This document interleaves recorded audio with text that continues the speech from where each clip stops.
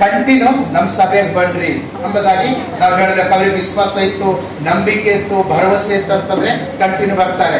ಯಾಕಂತಂದ್ರೆ ನಾವು ಎರಡು ಮನಸ್ಸುಗಳ ಇರುವಂತವರಾಗಿದ್ರೆ ನಮಗೆ ಅಲ್ಲೂ ಆಶೀರ್ವಾದ ಸಿಗಲ್ಲ ಮತ್ತು ಇಲ್ಲೂ ಕೂಡ ಆಶೀರ್ವಾದ ಸಿಗಲ್ಲ. ಇನ್ನು ಕೆಲವೊಬ್ಬರು ಮೂರನೇ ಭಕ್ತಿ ಏನ್ ಮಾಡತ್ತಾರ ಗೊತ್ತದನ, ಚರ್ಚಿಗೆ ಹೋಗಂದಂಗೆ ಮನೆಗೆ ಭಕ್ತಿ ಮಾಡತ್ತಾರೆ. ಮತ್ತು ಇನ್ನೊಬ್ರಿಗೆ ಹೇಳ್ತಾ ಇದ್ದಾರೆ ಏನಂತಂದ್ರೆ, ನಾವು ಮನೆಗೆ ಜಪ ಮಾಡ್ಕೊಳತ್ತಿದೇವ್, ನಾವು ಮನೆಗೆ ಆರಾಧನೆ ಮಾಡತ್ತಿದೇವ್ ಅಂತಂದ್ಬಿಟ್ರು.